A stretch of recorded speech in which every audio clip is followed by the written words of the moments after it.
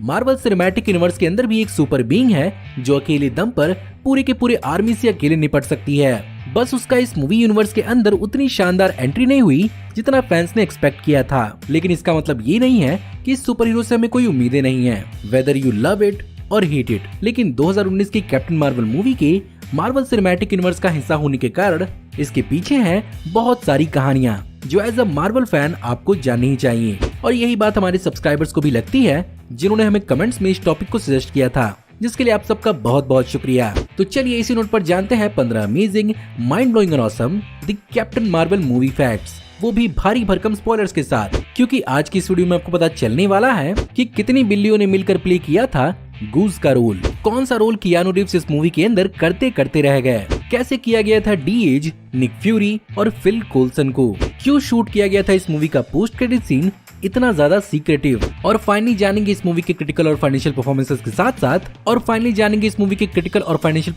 साथ captain Marvel का Marvel cinematic universe में फ्यूचर। ये और बहुत कुछ आपका इस वीडियो में इंतजार कर रहे हैं, तो देर किस बात की। हे गाइस, मेरा नाम है वंग सागर और आपका स्वागत है गेमों को हिंदी की एक और फ्रेश वीडियो में। Now without wasting any more time, let's get started.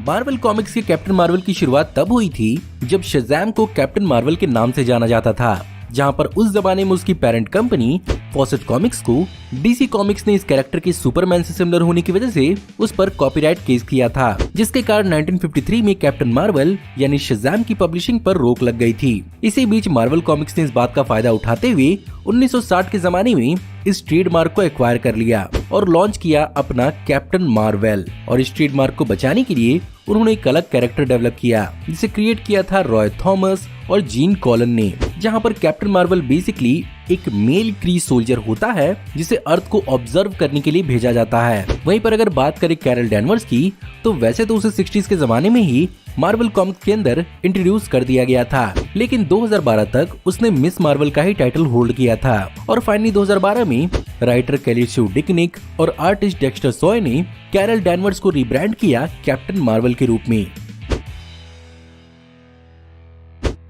Captain Marvel की अपनी मूवी बनने की शुरुआत 2013 में हुई थी, जब मार्वल स्टूडियोज एक्चुअली एक female led super hero movie बनाने का प्लान कर रहा था। और यहाँ पर originally Black Widow, Pepper Potts या पैगी कार्टर की ओरिजिनल मूवी को प्लान किया जा रहा था, लेकिन वहीं पर केविन फाइगी ने एक मार्वल के ओरिजिनल फीमेल सुपर हीरो को इंट्रोड्यूस करने का प्लान बनाया। और फाइनली 2014 में केविन फाइगी ने कैप्टन मार्वल की मूवी को अनाउंस किया।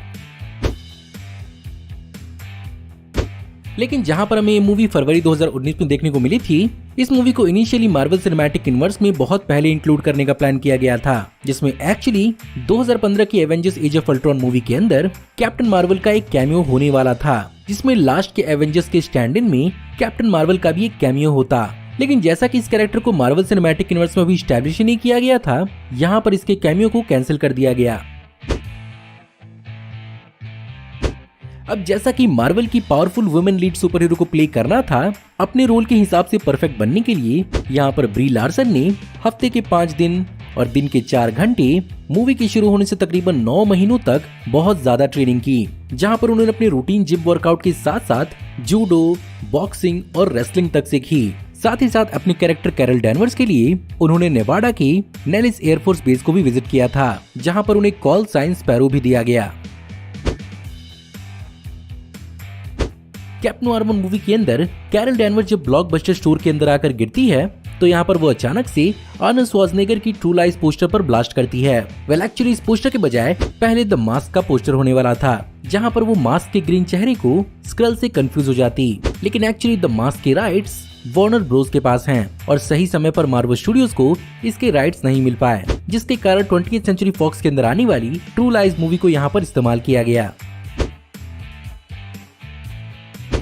मार्वल सिनेमैटिक यूनिवर्स में एक बहुत लंबे समय से फैंस कियानू रीव्स को किसी न किसी रोल में देखना चाहते हैं। वेल वो सपना इस मूवी के अंदर ऑलमोस्ट पूरा होने वाला था, क्योंकि इस मूवी के अंदर हमें कियानू रीव्स एक्चुअली यॉन रोग के रूप में दिखते, जहां पर एक्चुअली केविन फाइगी और मार्वल स्टूडियोज ने इस बात को रिसेंटली रिवील किया कि उन्होंने पिछली मार्वल की कई सारी मूवीज में कियानू रीव्स को अप्रोच किया था, लेकिन हर मूवीज की तरह यहाँ पर भी उन्होंने इस रोल को मना कर दिया। वेल अब यहाँ पर अच्छी बात यह है कि हो सकता है कि कियानू रीव्स का माइंड जल्द ही चेंज हो जाए और पॉसिबली हम तो उन्हें घोस्ट राइडर के रूप में जरूर देखना चाहेंगे।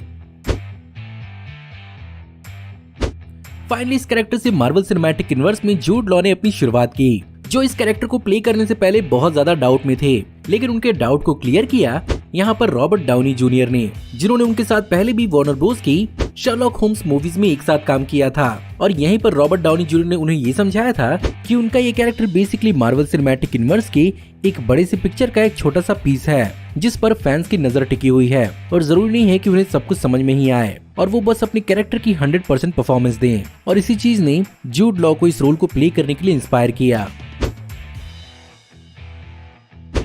बात अगर यहाँ पर छोटे कैरेक्टर की हो रही है तो हम यहाँ पर छोटे बट इम्पोर्टेंट गूस के कैरेक्टर को कैसे भूल सकते हैं। एक्चुअली इस मूवी के अंदर गूस के कैरेक्टर के लिए रेजी, गोंजो, आर्ची और रीजो नाम के 4 बिल्लियों का इस्तेमाल हुआ था। लेकिन सबसे शॉकिंग बात यह है यहाँ पर ब्री लार्सन को कैट से एलर्जी है, जिसके कारण उनके लिए ऑन सेट पपेट्स का इस्तेमाल किया जाता था और बाद में ऊपर से गूस के वीएफएक्स सीन्स को कंपोजिट किया जाता था।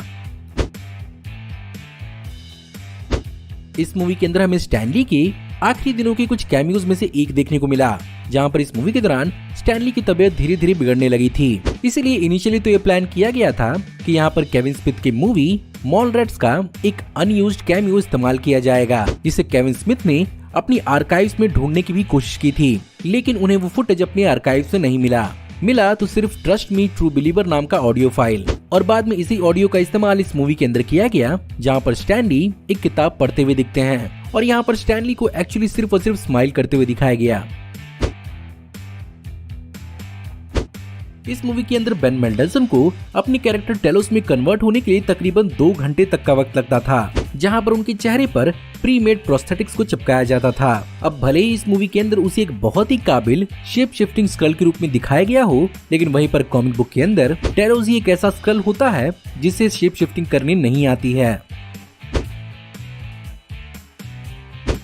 अब वैसे तो इस मूवी के अंदर तकरीबन दर्जन भर विजुअल इफेक्ट्स कंपनीज ने एक साथ मिलकर काम किया था, लेकिन वहीं पर जिसका काम सबसे ज्यादा ऑसम था वो था लूला डिजिटल का, जहां पर सैमुअल एल जैक्सन के निक फ्यूरी और क्लार्क ग्रेग के फिल कूल्सन के 25 साल तक की उम्र को डी-एज किया गया। और स्पेसिफिकली सैमुअल एल जैक्सन के लुक को क्रिएट करने के लिए उनके 90s के कई सारी मूवीज से इंस्पिरेशन लिया गया था, जहां पर उनके चेहरों के कुछ स्पेशल फीचर्स को मैनुअली एनिमेट भी किया गया था। और इसमें तकरीबन 40 प्राइमरी कंपोजिटर्स और 15 से 20 जूनियर कंपोजिटर्स की हेल्प ली गई थी, जिसमें डी एजिंग के 500 वीएफएक्स शॉट्स को क्रिएट किया गया था, जिसमें से 365 शॉट्स को ही मूवी के अंदर इंक्लूड किया गया। स्कल्स का इन्वेजन मार्वल सिनेमैटिक यूनिवर्स में जल्द ही सीक्रेट वॉर सीरीज के अंदर बहुत ही इंपॉर्टेंट साबित होने वाला है, लेकिन अगर एक्चुअली चीजें दूसरे हिसाब से गई होती तो शायद मार्वल सिनेमैटिक यूनिवर्स के अंदर कभी स्कल्स देखने को भी नहीं मिलते, क्योंकि इनिशियली प्लान तो स्कल्स के इन्वेजन का डार्क फिनिक्स के अंदर था, जहां पर इसके अंत में फिनिक्स स्कल्स से लड़ते हुए दिखती, जहां पर इनका एक बहुत ही अलग कॉन्सेप्ट आर्ट भी रिवील किया गया था। लेकिन जब डिज्नी और फॉक्स का मर्जर हुआ तो डिज्नी ने इस चीज को यहाँ पर फोर्सफुली चेंज किया था, और यही कारण है कि मैं डार्क फिनिक्स के अंदर स्कल्स का कोई भी रेफरेंस देखने को नहीं मिला था। इस मूवी के पोस्ट क्रेडिट सीन में जहां पर कैरल डैनवर्स बचे हुए एवेंजर्स से निक फ्यूरी के बारे में पूछती है, उस सीन को फिल्माने के लिए एक्चुअली यहाँ पर ब्री लार्सन को कोई भी हिंट नहीं दिया गया था, क्योंकि एक्चुअली इस मूवी की शूटिंग एवेंजर्स इन्फिनिटी वॉर के साथ हो रही थी। एवेंजर्स इन्फिनिटी वॉर के प्लॉट की सीक्रेसी को मेंटेन रखने के लिए यहाँ पर उन्हें अलग से इस डायलॉग को शूट करना पड़ा था, और बाद में दूसरे एक्टर्स के साथ उन्हें डिजिटली कंपोजिट किया गया है। और यहाँ पर इस पूरे के पूरे सीक्वेंस को रूसो ब्रदर्स ने ही डायरेक्ट किया था, जिन्होंने इन्फिनिटी वॉर और एंड गेम को डायरेक्ट किया है। अगर बात करें अचीवमेंट्स की, तो सबसे पहले यहाँ पर क्रिटिकली ये मूवी बेहतरीन मार्वल मूवीज के आगे थोड़ी फीकी साबित हुई और इसे कोई खास अवार्ड या नॉमिनेशन नहीं मिली थी, लेकिन फाइनेंशियली ये मूवी बहुत स्ट्रॉन्ग रही, जहां पर इन्फिनिटी वॉर के जस्ट बाद रिलीज होने के कारण इस मूवी की हाइप बहुत ज्यादा बनी थी, जिसकी वजह से इसने $175 मिलियन की बजट पर $1.1 बिलियन कमाए।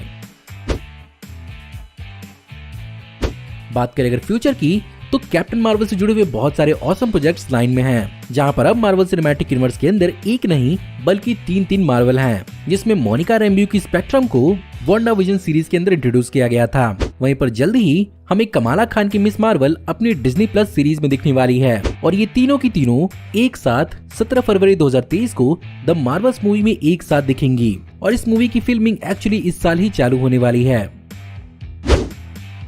तो गाइस ये थे 15 अमेजिंग माइंड ब्लोइंग और awesome the captain Marvel movie facts. अब उम्मीद करते हैं कि मार्वल स्टूडियोज हमें फ्यूचर में कैप्टन मार्वल को और भी बेहतरीन तरीके से प्रेजेंट करे। इस वीडियो के अलावा भी हमने चैनल पर शज़ैम और कैप्टन मार्वल के डिस्प्यूट की हिस्ट्री और कैप्टन मार्वल के कॉमिक बुक के 15 फैक्ट की वीडियो चैनल पर ऑलरेडी अवेलेबल है। तो अगर आप इन वीडियोस को अभी तक नहीं देखा हो तो लिंक आई बटन पे दे रहा हूँ, उन्हें भी जरूर चेकआउट करिए। बाय द वे, अगर आपको आज की वीडियो पसंद आई हो तो प्लीज इस वीडियो को लाइक जरूर करिएगा। साथ ही साथ आप इस मूवी से जुड़े हुए और कौन कौन से फैक्ट जानते हैं हमें कमेंट्स में जरूर बताइएगा। हमारी आने वाली ऐसी वीडियोस को देखते रहने के लिए हमारे चैनल को सब्सक्राइब करिए, बेल वाले आइकन को दबाइए और हमारी वीडियोस को बिना मिस किए एंजॉय करते रहिए। और अगर आप चाहें तो इस वीडियो के लिंक को अपने दोस्तों के बीच में जितना हो सके उतना शेयर करें। Thank you for watching, see you in the next video. Till then take care, good bye.